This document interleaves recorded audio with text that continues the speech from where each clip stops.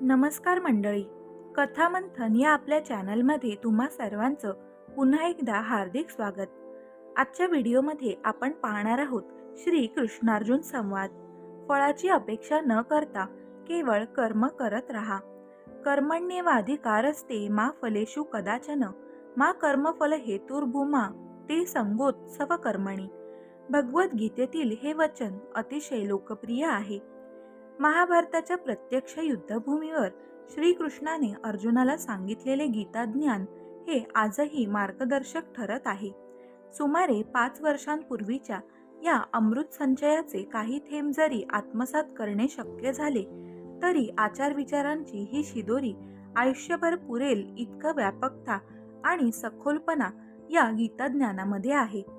महाभारत युद्धभूमीवर श्रीकृष्णांनी अर्जुनाला जरी गीता सांगितली असली तरी अर्जुनासह हनुमान आणि संजय यांनीही ते ज्ञान ग्रहण केले अशी मान्यता आहे. भगवद्गीतेत कर्मयोगावर अधिक भर देण्यात आला आहे. श्रीकृष्णांनी अर्जुनाला केवळ कर्म करत राहा, फळाची अपेक्षा करू नका असा उपदेश का केला असावा हे पाहण्याआधी व व्हिडिओमध्ये पुढे जाण्याआधी सर्वांनी कमेंट्समध्ये श्री स्वामी समर्थ किंवा नमो वासुदेवाय असे लिहायला अजिबात विसरू नका. आपल्याला अंधारात जसे कोणत्याही गोष्टीचा नेमका थांग लागू शकत नाही आणि त्याचा प्रभाव कमी करण्यासाठी गोष्टी काही प्रमाणामध्ये स्पष्ट दिसण्यासाठी कृत्रिम प्रकाशाची गरज निर्माण होते, त्याचप्रमाणे आपल्या जीवनातील अज्ञानरूपी अंधकाराला दूर करण्यासाठी ज्ञानरूपी प्रकाशाची अधिक गरज असते. योग्य ज्ञानामुळे अनेक गोष्टींमध्ये स्पष्टता येण्यास मदत होते. वस्तुस्थितीचे खरे आकलन, खरे ज्ञान प्राप्त होण्याचाच पाया म्हणजे अध्यात्म मार्ग होय असे सांगितले जाते. आपल्याकडील अनेक जण गीतेची पारायणे करतात, गीता पठण स्पर्धेमध्ये सहभागी होऊन यशस्वी होतात. मात्र त्यामधील संदेश अंमलात आणण्याचा प्रयत्न नेमके किती जण करतात हा एक प्रश्नच आहे. ज्ञानेश्वरीची एकतरी ओवी अनुभवावी असे म्हटले जाते. तसेच ज्ञानेश्वरींसारख्या असंख्य ग्रंथांचे मूळ असलेल्या भगवद्गीतेतील काही गोष्टी अंमलात आणण्यासाठी प्रयत्नशील राहिले पाहिजे असे सांगितले जाते. श्रीकृष्णाने भगवद्गीतेत कर्मयोगावर अधिक भर दिलेला पाहायला मिळतो. मात्र आपण कर्मयोगी बनण्यापेक्षा भाग्यवादी होत जातो. ईश्वर येणार आणि आपल्याला भरभरून देणार अशी मानसिकता अनेकांची असल्याचे दिसते. मात्र कर्माशिवाय काहीही शक्य नाही. रस्त्याने जात असताना एका व्यक्तीला अचानक भगवी वस्त्रे धारण केलेला बाबा भेटतो. बाबा त्या व्यक्तीला म्हणतो की आपण खूप त्रासात असल्याचं दिसतंय, मात्र आपल्याला येत असलेल्या समस्या दूर करण्यासाठी उपाय माझ्याजवळ आहे. त्या व्यक्तीला वाटायला लागतं की बाबा सिद्धहस्त आहेत. काहीही न सांगता त्यांना आपले दुःखे समजतात. यावर उपाय काय असा प्रश्न सदर व्यक्ती विचारते. बाबा म्हणतो की कोणीतरी तुमच्यावर जादूटोणा केला आहे. एकदा छाया प्रकोप झालेला आहे.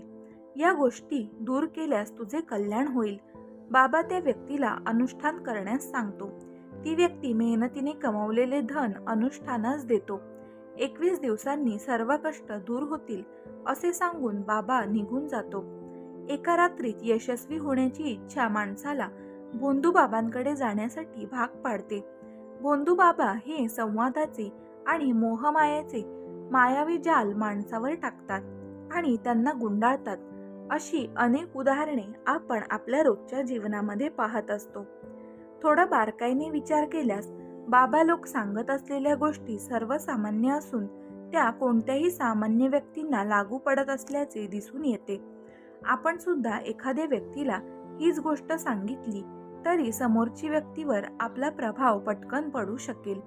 या गोष्टी मनोविज्ञानामुळे अधिक सहज शक्य होतात असे म्हटले जाते.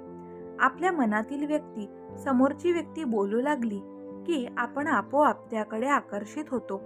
भोंदूबाबांच्या जाळ्यामध्ये अनेक सर्वसामान्य व्यक्ती अडकलेल्या आपण पाहतो. मात्र अशा धारणांमुळे व्यक्ती कमकुवत आणि कामचुकार होऊ शकतो आणि कर्म करण्याऐवजी भाग्यावर आपला भार टाकायला लागतो असे प्रकर्षाने दिसून येते. धर्माच्या नावाखाली अनेकदा कर्मकांड, पूजापाठ तीर्थ, मंदिरे यापुरते आपण मर्यादित राहतो.